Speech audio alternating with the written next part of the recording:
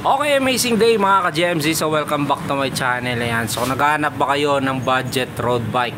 Ayan, no, less than 7,000 pesos.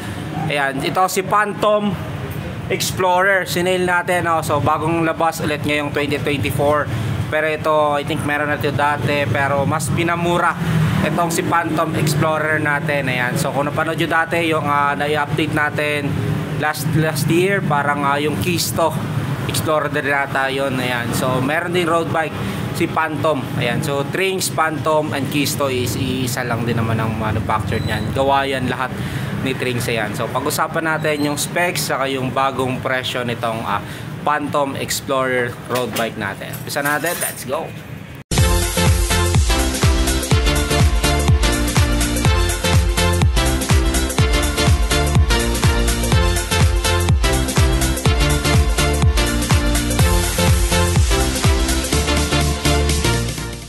Okay, amazing day mga ka-GMC. So meron naman tayong bagong i-update ngayon. Ayan, ito si Phantom Explorer road bike. Ayan, so isa sa pinakasulit na road bike na nakita ko ngayon. Kung kayo gusto nyo ma-experience yung isang road bike at ang budget nyo ay 7,000 below, ayan, ito, piliin nyo na to, si Phantom Explorer. Ayan, si Phantom natin ay alloy frame. Ayan, so kung familiar kayo dun sa mga brand ni Trinx, then Kisto, ayan, si Phantom, isa din po yan sa manufactured ng Trinx natin. Ayan, so ayan, choose to rise. Then dito sa kanyang top tube Explorer, ito yung pinaka model niya. Yung color combination niya matte black, then ay may orange, yellow, nagla-light, no, and to green. Ayan, light to dark, then matte black uli. Ayan, dito sa taas medyo may pagka-flat yung kanyang frame. Dito sa kagilid, ayan, ganun din. Sa ilalim, halos medyo pa kurba siya. Ayan, so dito naman sa kanyang down tube, ayan, so dito sa ilalim, ayan, flat. Then medyo may pagka-slim dito. Palit ng palit. Ayan, dito Phantom, ayan, yung mismong brand niya. Then ito yung logo niya, Phantom. So alloy na po ito. Size ng kanyang set tube, ayan, ito ay size 46. Sa kanya naman top tube ay 49. Ayan, CM po yan. Then dito sa kanyang down tube, syempre ayan po, lagi natin nakikita na meron yan lagayan ng isang battle cage dito. Ayan, so sa kanyang set tube naman, ayan, dito nakalagay yung Explorer nya, then yung Phantom. Ayan, so nakikita rin natin to sa mga Trinx, diba? Ayan, yung Phantom, Trinx, ayan, may ganyang design, no? O sticker. So warning, dito yan nakalagay sa likod. Ayan, yung mag-helmet kayo once na nagra-rides kayo o nagagamit kayo ng isang bike. Ayan, so quick release naman yung kanyang seat post. Ayan, 27.2 ang size. Ito ay steel pa. Stock pedal ay plastic ball bearing. Kanyang saddle naman walang pagkakilanlan, pero ito po ay brand pa rin naman ng Phantom ito. Ayan, so dito naman tayo sa kanyang drivetrain. Ito po ay naka 3x self bearing yung kanyang bottom bracket.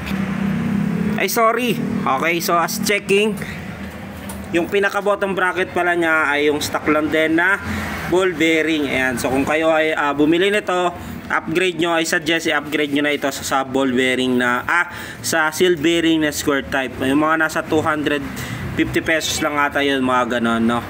Yung size nito, pag bumili nyo yung size ng 122 mm. Ayan, so ito yung mga pan 3x. Then yung crank nya ay bakal pa, stock, then 3x po yan. Sa kanya namang FD, ayan, so walang brand yung nakalagay sa kanya, pero mga Shimano din to pero non-series. Ito ay naka clamp type. Ayan, so kung mapapansin natin yan yung clamp type nya. Then yung kanyang RD, ayan, Shimano Tourney TZ. Ayan, legit po na Shimano Tourney TZ. So ito po pala ay 3x 1, 2, 3, 4, 5, 6, 7 speed. Ayan, so nakalagay sa kanyang RD, ayan, so nakalagay ay 6 speed. Pero abot po talaga ito ng mga 7, 8 speed. Mostly naman na nakikita natin Shimano Tourney TZ, kakayanin yan hanggang 8 speed. Pero dito syempre may nakalagay na 6 speed. Pero nung base naman namin, naabot yan hanggang 8 speed pag mga turning ganito. Okay, sa kanyang rim naman ay double wall alloy. Yan, so meron yan choose to rise din. Okay, yung kanya namang interior ay naka-press the valve. Gulong na ginamit sa kanya ay 700 wide 23 cm po yung pinakamaliit na size ng isang gulong ng isang road bike. Sa brake naman ito po ay naka rim brake. Yan yung stock nya. So medyo may pagka aluminum din to. Yan yung kulay nya, pero parang chrome, no. Yan, yung ito naman yung brake pad nya. Ayan, so I suggest, so bilan nyo rin po ng mga brake pad na yung mga makakapal, no, hindi kaya yung pang matagalan, mga nasa, meron yan mga Shimano, meron din yung ordinary, mga 100 pesos yung pares nito.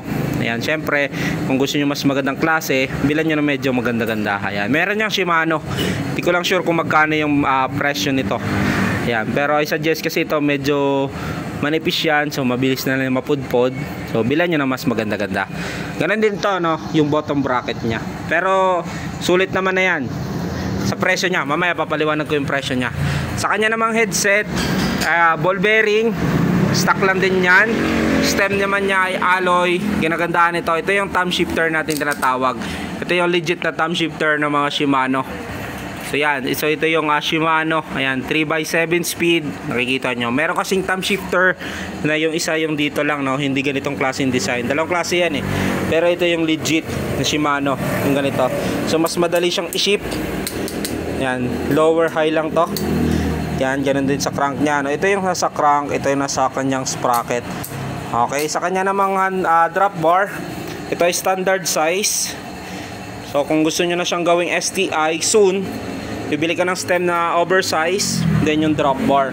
Kasi yung size nito ay standard 25.4, so hindi siya pasok doon sa size ng isang STI natin. Then ito yung brakes nya, so single brake lang yan. So yung STI kasi natin, di ba, dito magkasama na. Ito yung shifter nya. Sa fork naman nya, ito ay bakal pa. So stock lang din, mostly naman natin nakikita yan sa mga road bike, mga stock lang din. So, caliper, yan, harap likod, ito yung brakes nya. Suggest nga kung may budget na kayo, bilan nyo ng mas maganda-gandang brake pad. Pero kung wala, ay ito muna gamitin nyo. So alalay lang din tayo sa pagbe-brake. Sa kanya namang gulong sa unahan, ito ay quick release. Yan, so may skewer yan. Sa likod naman nya ay naka-bolt type. So dito Shunfeng ang kanyang bakal pa po yan, no? Okay, so dito naman tayo sa cabling nya, brake nya sa unahan. Ayan, nakikita naman natin. Okay, so ito yung brake sa unahan. Then yung shifter, FDRD nya, so kanyang brake sa likod. Ayan, dito dumaan sa ilalim ng kanyang top tube. Siyempre yan, no, nakikita natin. So external, ginaganda naman ito, mabilis siyang malinis. Ayan, so dito naman tayo sa FDRD nya. So dito naman dumaan yan sa kanyang down tube. Patagos yan dito sa ilalim. So meron yung guide dito, parang sa gitara lang, no, may guide.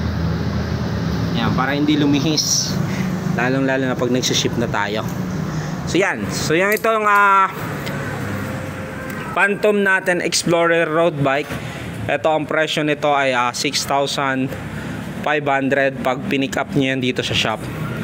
Ayan, so sulit na po yan yung Phantom natin. Alam ko mga presyohan yan dati ay mga nasa 9,500.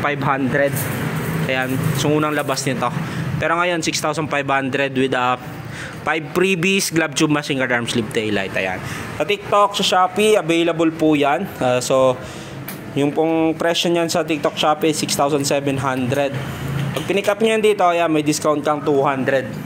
6,500 mo na lang ma-avail. Okay, so yan po yung Phantom Explorer natin road bike. So comment down below kung nagustuhan nyo yung bagong update ni Phantom Explorer road bike.